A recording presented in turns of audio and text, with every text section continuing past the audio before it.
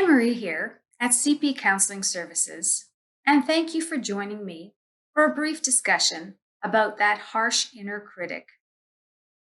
Children who are raised in dysfunctional homes are also often subjected to the transmission of shame, guilt, and a host of other negative affect when one or more of their caregivers are actually the ones behaving shamefully.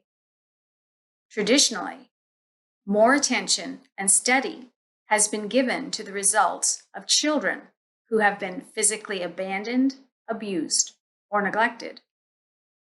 What is often overlooked, minimized, or misunderstood is psychological maltreatment. This can be defined as a child's exposure to recurrent and severe forms of emotional abuse and emotional neglect, including insults, shaming, degradation, threats, shunning of affection, forced isolation, exploitation, and the imposition of excessive and unrealistic demands. Psychological maltreatment has only recently been recognized as a major target for health disparities research, and also being recognized as a very prevalent form of child abuse and neglect.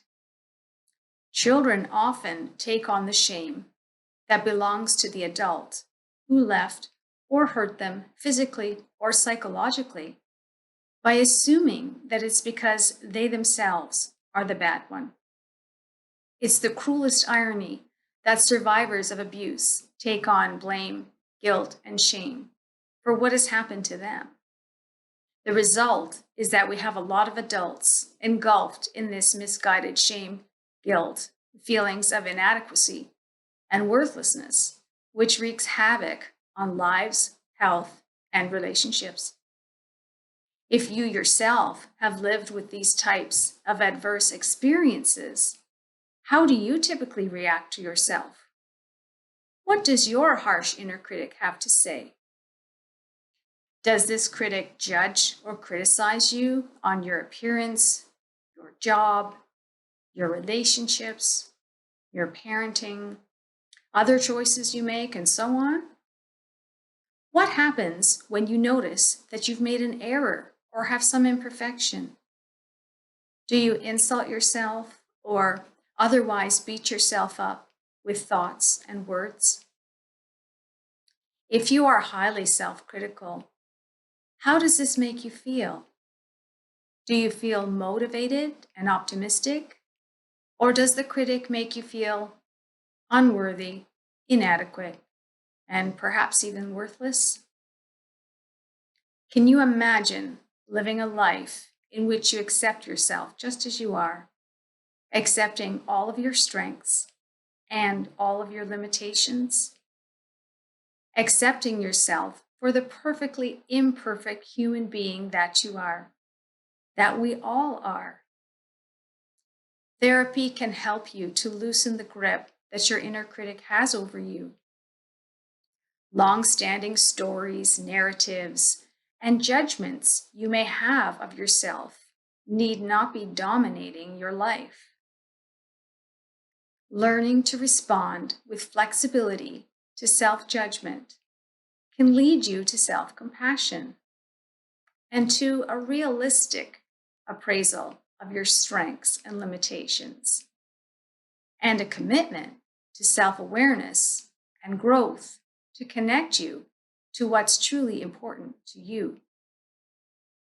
Clinging hard to old harsh narratives is not a workable solution to anyone who wants to live a better life.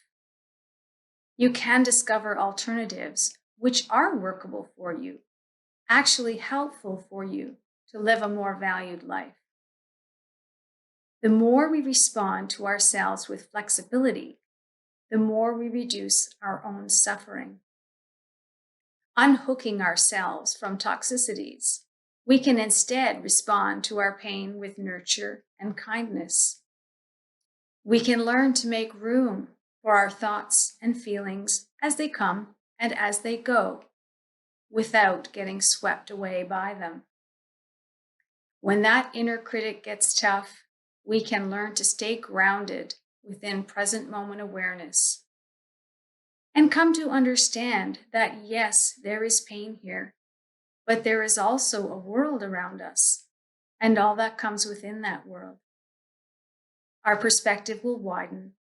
We can connect with the value of kindness, which is the cornerstone of self-compassion, and learn to care for ourselves in a way which decreases stress, decreases suffering, and increases our choices.